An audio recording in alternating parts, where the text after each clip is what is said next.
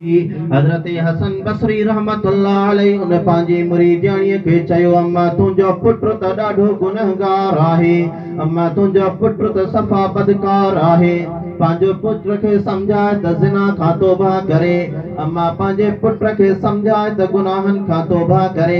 मां हसन बसरी जे कचहरी में अचे, मां हसन बसरी जी मजलिस में अचे, मां हसन बसरी जी महफ़िल में अचे, तॾहिं उहा अम्मा पंहिंजे पुट खे नसीहत थी करे, पुट उन नसीहत ते अमल कोन कयो आहे। हज़रत हसन बसरी रहमतुल्लाह अलैहि उन अम्मा खे चयो, अम्मा तुंहिंजो पुट अञा बि गफ़लत में थो गुज़ारे। उहा अम्मा पंहिंजे पुट खे नसीहत करे थी पर अमल कोन कए। शराब जो आदि पुट, शराब जे करे हुन जा गुर्दा फेल थी विया, बीमारी जे बिस्तरे ते पियो आहे। बीमारी जी हालत में पंहिंजी माउ खे थो चए, अम्मा मां अन क़रीब हिन दुनिया खां लॾण वारो आहियां, अम्मा मां अन क़रीब हिन दुनिया खे छॾण वारो आहियां।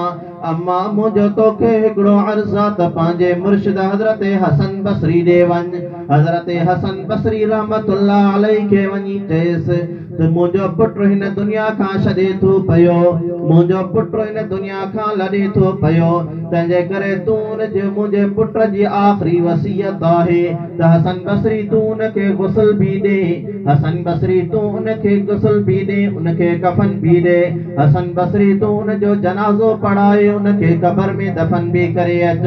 हज़रत हसन बसरी रहमतुल्लाह